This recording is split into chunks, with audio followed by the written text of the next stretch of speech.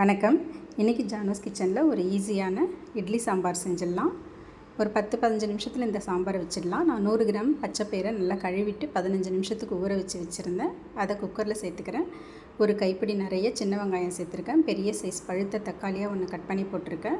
பூண்டு ஒரு 10 பல், கேரட் பொடியாக நறுக்குனது ஒரு கப் அளவுக்கு, அதே மாதிரி பரங்கிக்காய் ஒரு கப் அளவுக்கு, கத்திரிக்காய் ஒரு கப் அளவு சேர்த்துருக்கேன். 2 பச்சை மிளகாய், கொஞ்சம் கருவேப்பிலை சேர்த்துருக்கேன்.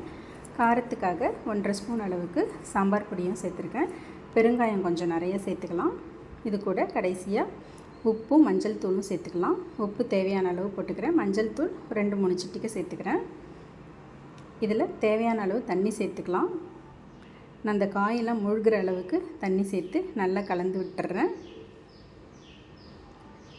இந்த மாதிரி நல்லா கலந்து விட்டுட்டு குக்கரை மூடி போட்டு ஸ்டவ்வை மீடியம் ஃப்ளேம்லேயே வச்சு ஒரு 2 இல்லை 3 விசில் வச்சுக்கலாம். அதுவே போதும். பச்சைப்பயிறு சீக்கிரம் வெந்துடும். நம்ம ஊற போட்டிருந்தோம், 15 நிமிஷம் ஊற போட்டிருந்தோம் இல்லைங்களா, அதனால் பச்சைப்பயிறு சீக்கிரம் வெந்துடும்.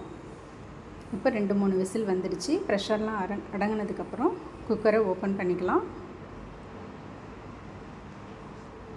இப்போ நல்லா வெந்துடுச்சு. கரண்டியால் இதை லேசாக மசிச்சு விட்டுக்கலாம்.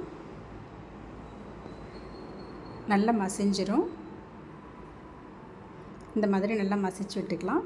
இப்போது இது கூட கொஞ்சமாக தண்ணி சேர்த்து நமக்கு தேவையானபடி கன்சிஸ்டன்சியை அட்ஜஸ்ட் பண்ணிக்கலாம். இந்த அளவுக்கு இருந்தால் நல்லாயிருக்கும்.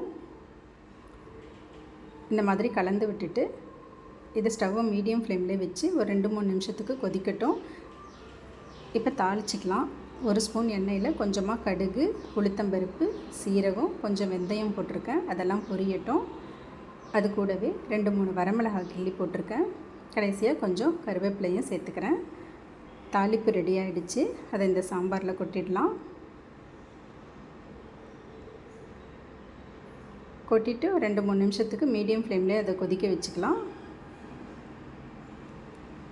இந்த மாதிரி கொதித்த பிறகு இதில் கடைசியாக நம்ம கொத்தமல்லி தழை கொஞ்சம் சேர்த்துக்கலாம். கொத்தமல்லி தழையும் சேர்த்துட்டு இந்த சாம்பாருக்கு புளி ஊற்றாமல் புளிக்கு பற்றி லெமன் ஒரு அரை லெமன் அளவுக்கு பிழிஞ்சு விட்டுருக்கேன் புளிப்புக்காக. இந்த இட்லி சாம்பாருக்கெலாம் எலுமிச்சம்பழம் பிழிஞ்சு விட்டால் ரொம்ப நல்லாயிருக்கும்.